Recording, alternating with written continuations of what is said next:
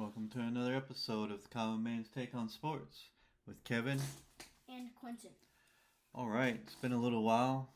We're going to try to get some more episodes out here, but before we do that, I just want to say that we are getting close to our 50th episode. And so on our 50th episode, we are actually going to do a video recording and post it. So you will get to match some faces with the voices.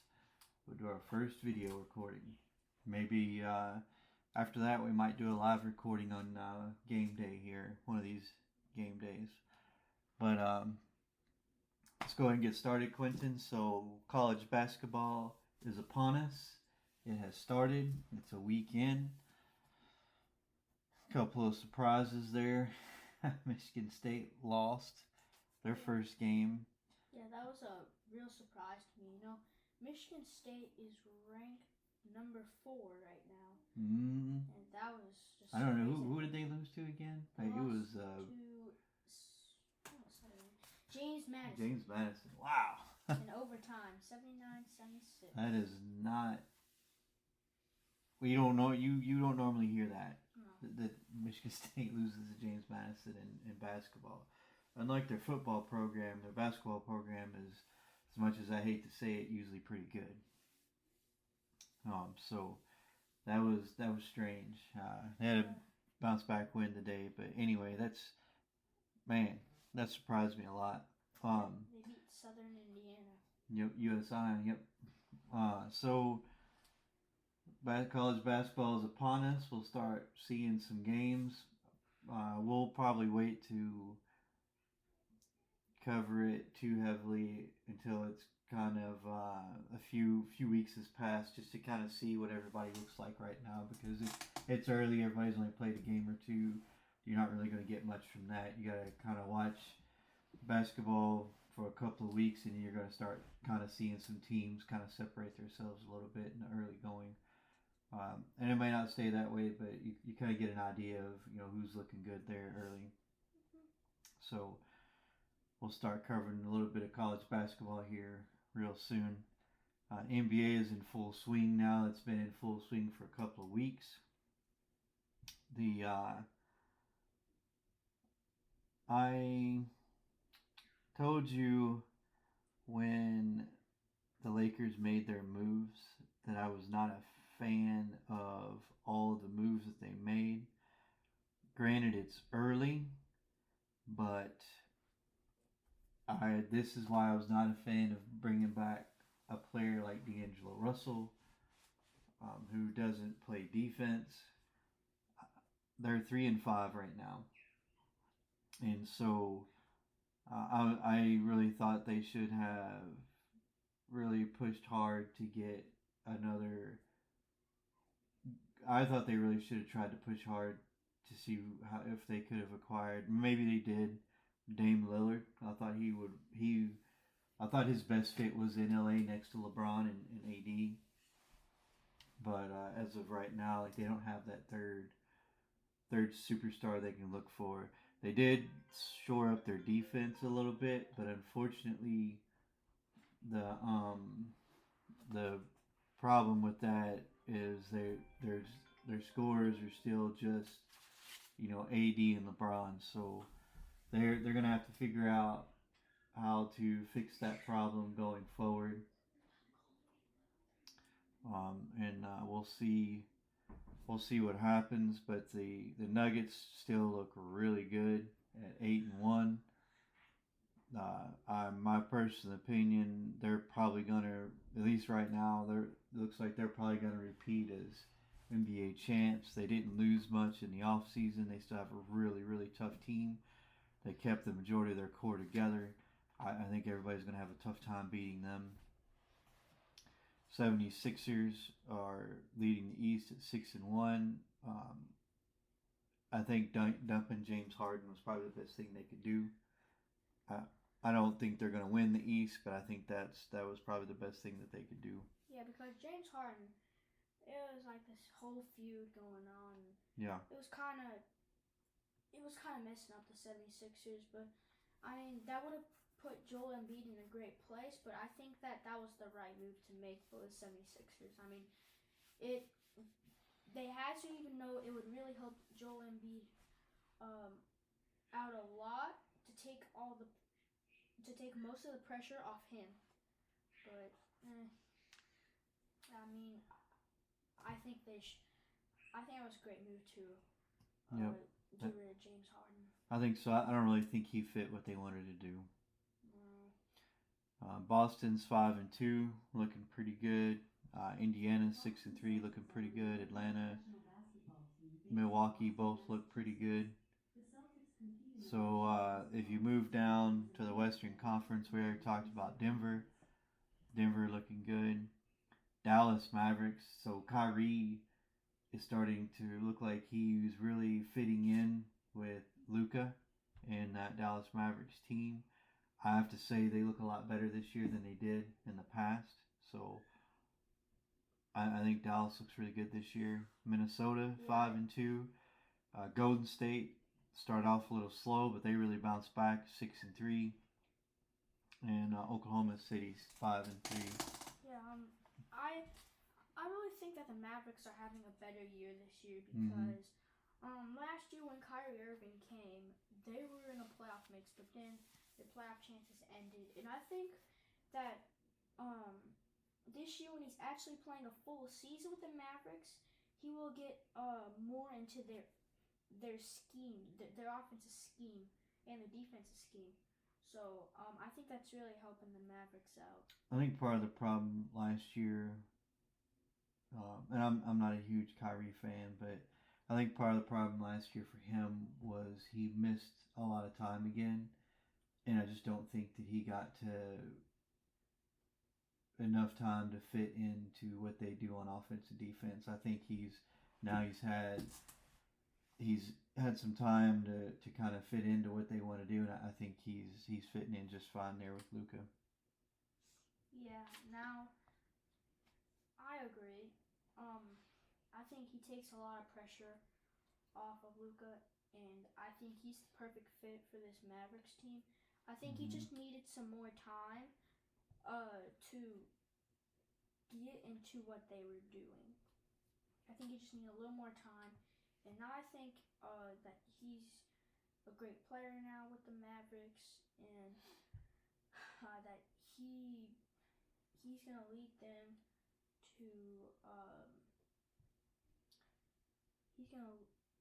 to a better team. So one thing I do want to bring back up, we talked about some off-season moves a while ago on a podcast, one of the first podcasts we did.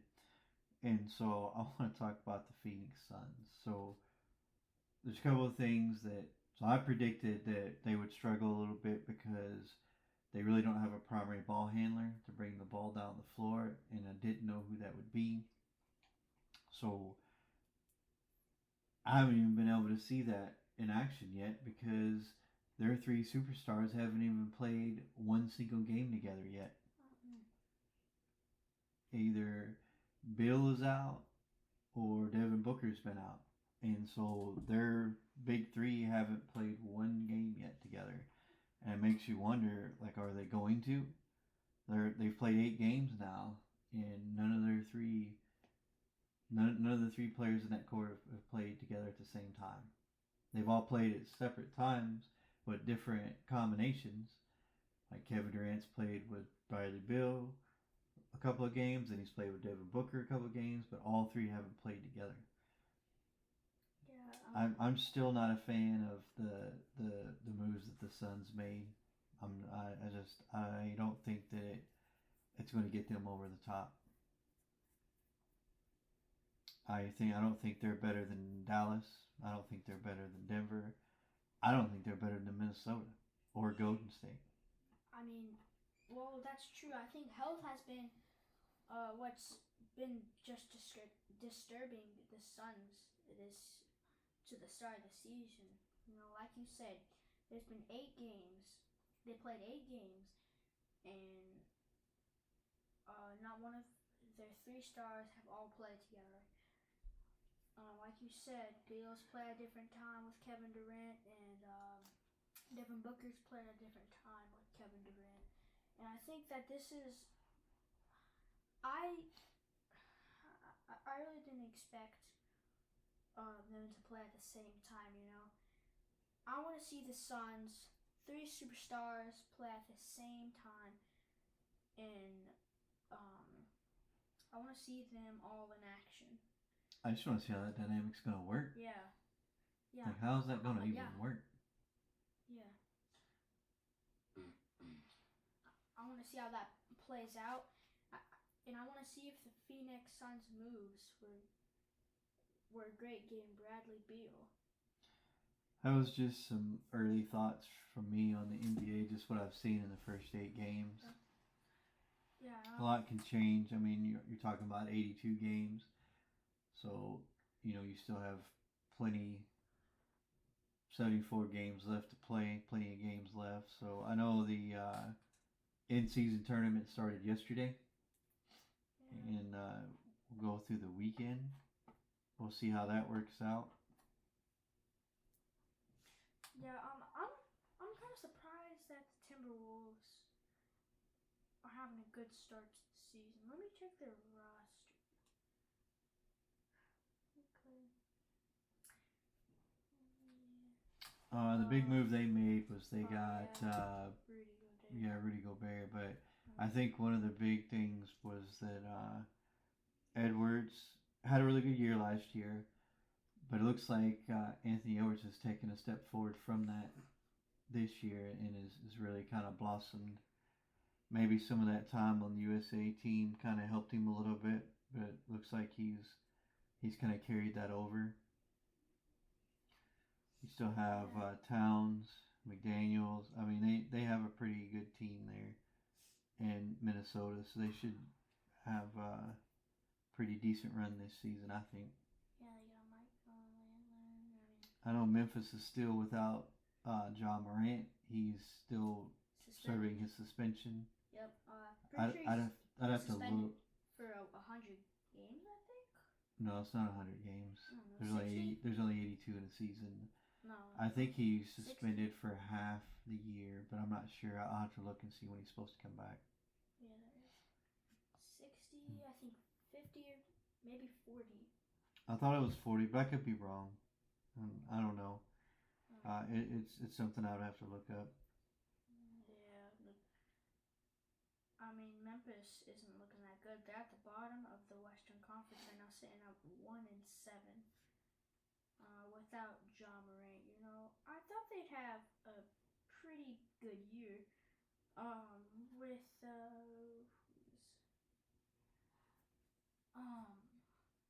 what's his name again?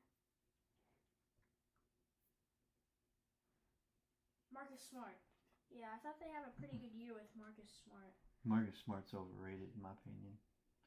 He's a good defender, and that's about it. Yeah, he's not.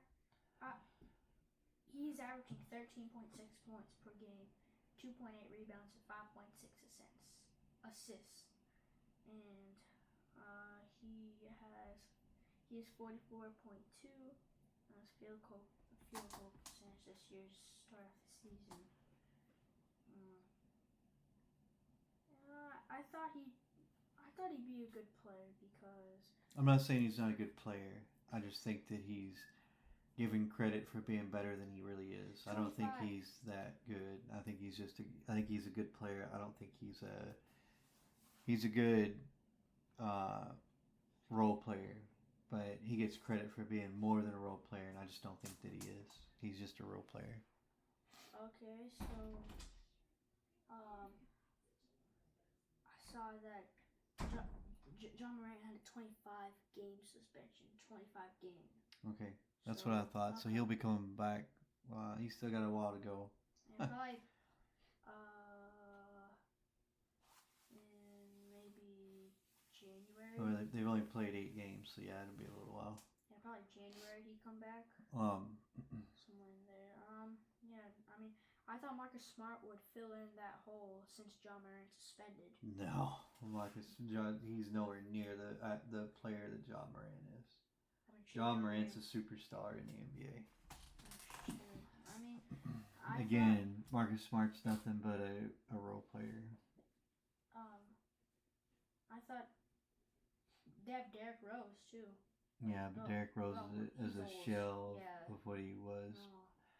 Unfortunately He's for old. him, injuries Sniper. destroyed his career. He reminds me a little bit of Grant Hill. He superstar player, and injuries kind of just slowed his career down and hindered him a lot. Before his injuries, he was definitely a superstar.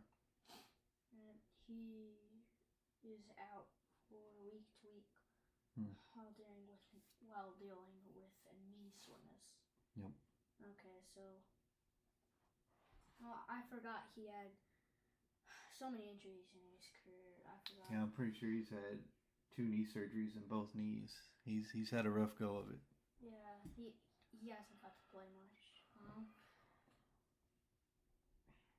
So I guess you're right. they don't have anybody to replace John Morant. Well, I thought the Lakers would have a good season, at least an okay start to the season. But I mean, they can still have a good season. I just the moves that they made, I just don't think made them a championship contender. No, I think they could have got a better point guard than D'Angelo Russell. I think Austin Reeves is a fine shooting guard. He's a young player, so he's learning. But I just think they could have got a better point guard than D'Angelo Russell, because D'Angelo Russell can't really play defense, especially against Jamal Murray, because Jamal Murray is a great offensive player. The problem you have is, so you have Austin Reeves and D'Angelo Russell, who are good offensively, although I think Russell's spotty at best. He's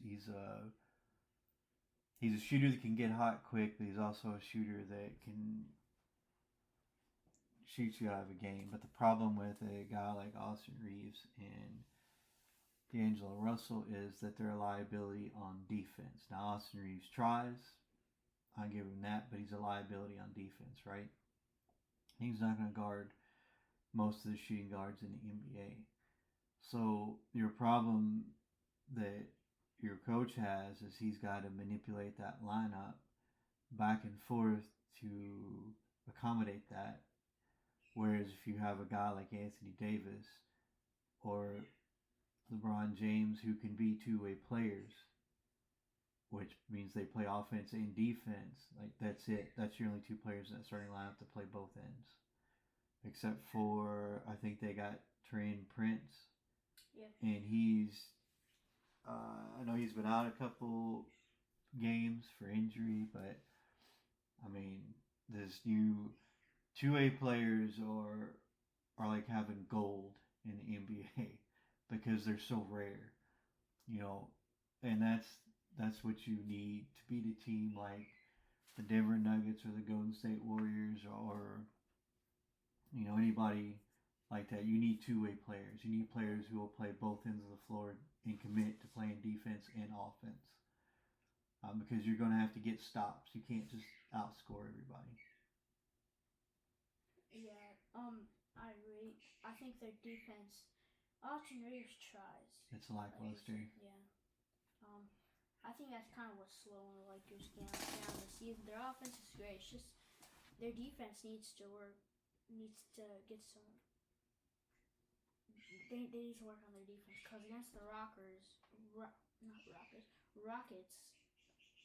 Oh, they were horrible in that game. They got demolished by the Rockets. Yeah. I mean, the Rockets made some good moves, but I mean, I didn't expect the Rockets to win by like 30 points. The Rockets aren't even that good. No. It doesn't make much sense to me. The Lakers lost to the Rockets. That doesn't make much sense to me. All right, let's transition into NFL, which is in full swing. Well, yeah, we're now going. They are almost halfway through the season at this point. Yep, we're going to week 10. Actually, they are halfway through the season, and so as we look, some teams that are separating themselves, the Baltimore Ravens look like the real deal right now. That defense is devastating, and the playmakers they got, Lamar Jackson now, on the offense side of the ball are obviously working. Yeah, Zay Flowers And having a great rookie year. He's a yep. great playmaker for Lamar.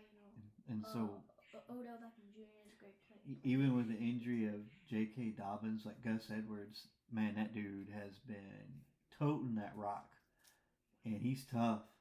Man, he's tough. So the Ravens look really good. Right now, they look like the class of the AFC currently. Yeah. You got the now. Don't get me wrong. You got the Chiefs right behind them at 7-2 also. So the Chiefs are obviously the reigning AFC champs. So I can't put the Ravens over them yet, but man, the Ravens look good. They look like the moves they made this summer really accomplished what they wanted to accomplish, and I can't wait to see that rematch between the Ravens and the Steelers. I think the Ravens are going to eat their lunch the second go around. Yeah, I think the Ravens are going to get on a better foot right now. Ravens tied Chiefs. The Chiefs just have a better conference record than them, but I mean, the Ravens defense, they destroyed the lines. They held the lines to, I think, 3 points. No, 6 points. They held the Seahawks to 3 points in that game. They were just, and they held the Browns to 3 points. Jaguars are another team that's separating themselves right now. Yeah, 6-2. The AFC South is usually a weak division. It's usually a weak division. Right now, you got the Texans sitting at 500. I don't think the Texans are that good of a team just yet. No. I think they need I think a couple more years of experience for C.J. Stroud. I think he'll be a great QB. But I don't think the Texans are that elite team that they hope to be this year with the moves they've made. The Jaguars have separated themselves because right now they're 6-2. They have a pretty good team. They started the season 1-2. Don't they play the Niners next? Yeah, they play the 49ers. So the 49ers will have Deebo Samuel back for that game. So we'll see what's going to happen against the Jaguars. I think that's going to be a great game. Obviously, the team that's playing like the best team in the NFL right now are the Eagles at 8-1, and they beat the Cowboys in the last game to make them 5-3. So the Eagles look like the class of the NFC. But you also got the Detroit Lions, who look really good this year. They were off last week. They were 6-2. And you got the Niners, who are kind of on a backslide at 5-3. We'll see if they made a couple of moves there at the trade deadline. We'll see if that cleans that up for them a little bit. Okay, so when you say the Eagles are at the top of the NFC, right? They've had very close calls against the Commanders because their first game it was an overtime win, 34-31, and their second game it was a win, 38-31. That's just a really close game, and you can't have close games against teams like that. The Commanders aren't that good, and the Eagles' defense wasn't looking that good, so I think they could have made a better defense. Yeah, it's been a spot. Had a better defense. They needed it just. But I mean, they really should have it. They really should have had a better defense in those games against the Commanders. So I mean, I think that's what. They're lucky they don't play the Commanders anymore because they've already finished the season series in 2 close calls and that. So, I mean, they're gonna have. So they still have to play they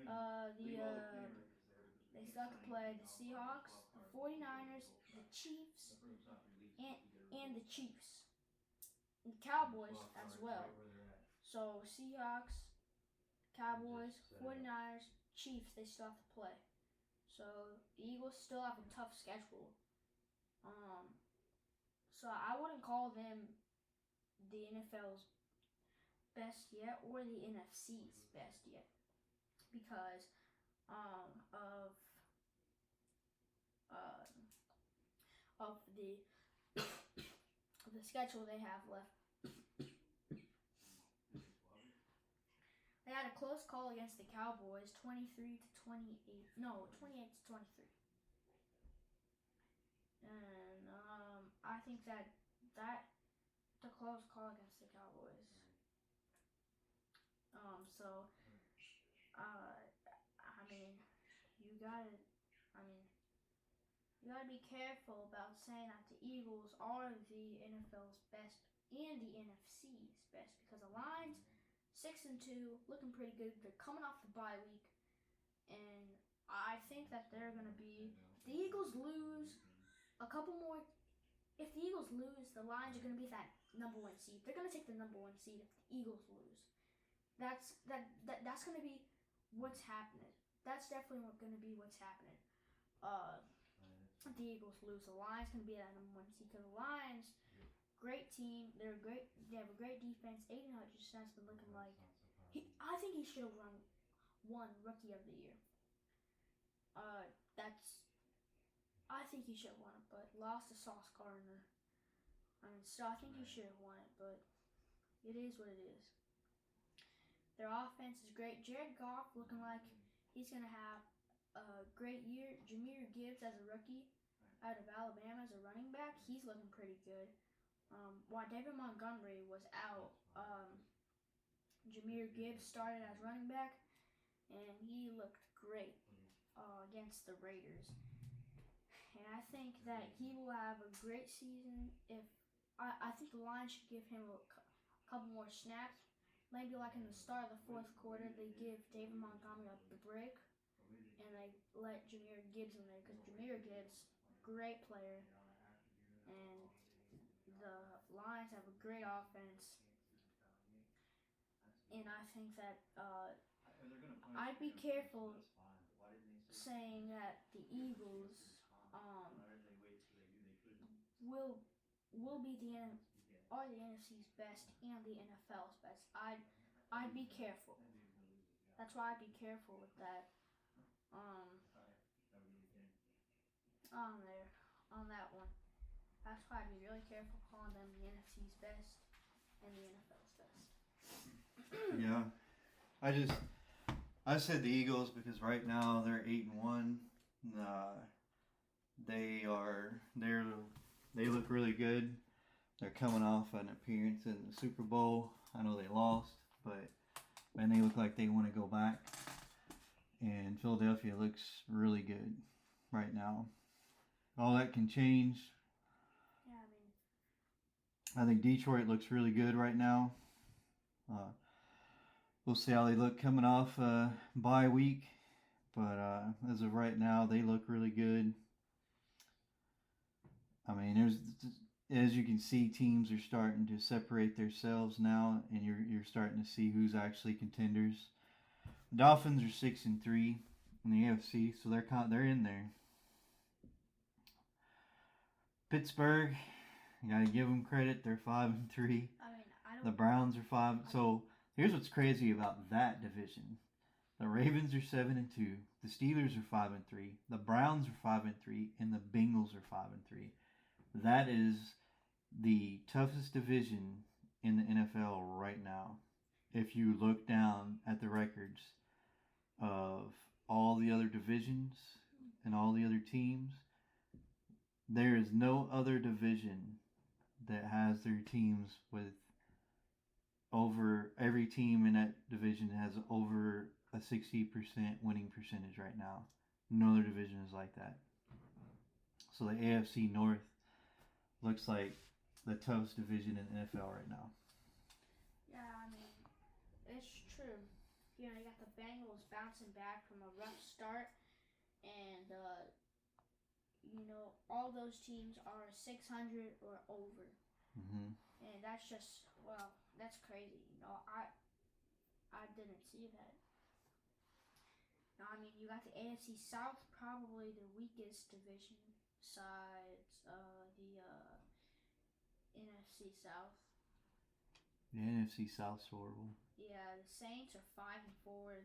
The Falcons are 4-5. The Buccaneers are 3-5, and the Panthers are 1-8. I really thought the Panthers were gonna go over. I thought they would be the first team to be 0-17, and they got that lone win off the Houston Texans to be 1-8. Crazy. I don't know if they'll win another game. They got to be the worst team, other than the Cardinals, I guess, at 1-8. They have to be the worst team in the NFL. I mean, there's a couple of teams that are hanging around there with them. Patriots at 2-7, Giants at 2-7, the Bears 3-7, but the Cardinals and the Panthers are both 1-8. Now that Kyler Murray's back, the Cardinals will probably win some games. The Panthers, I don't know if there's any winnable games left on their schedule. No, I mean, the Cardinals have to face Atlanta, Houston, the Rams, Pittsburgh, San Francisco, Chicago, Philly, and then Seattle. So pretty kind of soft schedule besides the Eagles and maybe the Seahawks. But I mean, it's just gonna be. The Panthers never traded. If the Bears did not ask for so much just for that number 1 pick in last year's draft, the Panthers probably had the first pick by now. Oh yeah, absolutely they would. Yeah, So because the Panthers need it, because they have a great team, but really they actually probably should have waited, because there's actually a pretty decent QB class coming out this year. And they probably just could have waited one more year and got their QB without giving all that up. Yeah, I mean, they had to give DJ Moore up. But they had to give. They gave up several draft picks. Yeah. So Yeah, I do want to hit on one note though. So the Lions lost to the Seahawks, but let's not forget, first game of the year they beat the Chiefs. Yeah. Who was one of the best teams in the AFC. So the best team. It's not like the Lions haven't, beat some pretty stellar opponents here. The Lions they look really good this year, and the Ravens look really good. I mean, there's some teams that are separating themselves for sure. Yeah, And it looks like the Jaguars have separated themselves from the AFC South. Looks like Ravens, the Chiefs have definitely separated themselves. There's really no other team close to them. I don't know about that. I think that the Eagles are better than the Chiefs right now. I'm talking about the AFC West. Oh, AFC West? Oh, okay, Yeah. I got you. Yeah. Yeah, no. Well, the AFC West is weak. You got the Chargers, Raiders, and Broncos, who... I thought the Chargers would have a pretty good season this year, but I guess not. I mean, I thought the Chargers would have a pretty good season because, I mean, they got a pretty good wide receiver group, but I mean, I guess not. I mean, they're 4-4. Doesn't make much sense to me, but I guess. But they have injuries have been kind of killing the Chargers. But I mean, I guess Chargers are 4-4. Yep. I mean, the Raiders right now 4-5. That wasn't surprising. The Raiders aren't that good of a team. They've never been that good of a team. Besides, all the way back to like the 60s and the 70s. Broncos. I mean, Sean Payton wasn't going to make much of a difference, especially in year 1 with the Broncos. Sean Payton's not going to make that much of a difference. Just because he's had a lot of success with Drew Brees in his years with the Saints. I mean, he's not going to have that same success with Russell Wilson. No, there's no way. So, last thing I want to finish up with here is talk about some of the college football games I'm excited to watch tomorrow. Obviously, top of my list is Michigan and Penn State for a couple of reasons here. One, this is one of the Titan battles in the Big Ten East. Penn State only has one loss, and it's to Ohio State, the other undefeated team in the Big Ten East. Michigan can, if they beat Penn State, like they're going to set up another end of season clash, more than likely with Ohio State for all the marbles, right? But they have to get past Penn State. Penn State's a pretty tough team, pretty decent. Michigan is favored by 4.5. However, that line came out before the news of today that came out that the Big Ten has officially suspended Jim Harbaugh for the last 3 games of the season. So as of right now, this hour, he will not be on the sidelines for that Penn State game. How does that affect the game? I don't know. I know that the offensive and defensive coordinators do pick most of their plays. However, when it comes down to the big decisions like on 4th and 1, on some of the other ones, Jim's usually the one that gives the last okay on whether they're going to go for it, punt it, whatever. And so I'm interested to see if he's not on that sideline, if Michigan can still win that game and stay undefeated and set up that for next week against Maryland. We'll see how that game plays out, or we'll see if Michigan had an opportunity to file an injunction and keep Jim on the sidelines. That's a developing story. We'll see what happens tomorrow. I think they at least should try to keep Jim on the sidelines, because right now I'm interested to see if that line changes if he's not on the sideline. I mean, if he's not on the sideline, Michigan has to figure out something against Penn State, because if they lose to Penn State, Ohio State will lead the Big Ten East. So if Michigan better win that game, so they'll still be tied with Ohio State, try to win the Big Ten East. The other game I'd like to see is Florida LSU. I think that's turned into somewhat of a rivalry the last few years. There's a couple of fights that have broken out before and during the game, so that one's going to be an interesting one to watch. I think it'll turn out to be a really good one. I think this will be a good one. Jane Daniels, I guess he will play that game, because in the Alabama game he left due to an injury. So, a question that's been in my head is that if he will play or not. I guess he will. The other game I'm interested in watching is Utah and Washington. I'd like to see how that one plays out. Yeah, that might be a good one, or Washington might destroy Utah like Oregon did, Oregon, I think that was at Utah. Yep, I'm excited to watch that Tennessee-Mizzou game. Missouri gave Georgia some troubles, so I'll see if they can beat Tennessee. Tennessee's not that good this year. I think Joe Milton isn't ready for the starting job. I just don't think Tennessee is that good this year. I think Missouri will beat Tennessee. I think Missouri is just a better team than Tennessee right here. It's just Missouri all the way. Tennessee, great team last year with Hendon Hooker. Hendon Hooker went for the draft. And now, I just think Tennessee's overrated this season. I don't think that they're that good of a team. Last 2 games I'm interested in watching is Ole Miss and Georgia. I think that could be a really good one. Yeah. And Duke and North Carolina. I think that could be a really good game. I didn't even see Duke and North Carolina. I think that's going to be a good game. USC Oregon one. Yep, that's the next one I was going to mention. Yeah, I think Oregon's going to win. Oregon's defense is great. USC's offense is great, but USC's defense is not good. So I think Oregon has a great team. Great offense, great defense.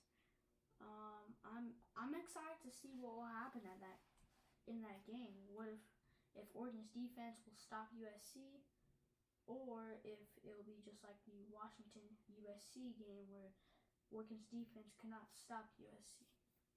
or it's gonna be a high scoring game. We'll Ole Miss see. Georgia game. That's gonna be a good one. That's a top 10 matchup right there. I think so. That's gonna be a great game. Ole Miss 8-1. Their only loss, I believe, was to Alabama. Yes. And Georgia got some struggles against Missouri. Ole Miss's defense isn't that good of a defense. I mean, they allowed 49 points against LSU. They allowed 20 against Arkansas, 21 against Auburn, and they allowed 35 against Texas A&M. That defense isn't looking pretty good. So, Georgia will be without Brock Bowers. So that's going to be a big loss for them. Yeah, it's going to be an exciting game, but we'll see if Ole Miss might pull up the upset against Georgia. I don't know. That's going to be a good one. Excited to watch that one tomorrow. All right. That's all for today's show. Don't forget to catch us if you don't like to listen to podcasts. If you like YouTube better, you have friends that like YouTube better, we do post these shows on YouTube. So please go over and listen to it, like it, subscribe. Thank you for listening. We're going to get back to putting out some more shows, at least try to do a few a week. We just got a little busy there for the holiday week, but we thank you for listening. You guys have a good night.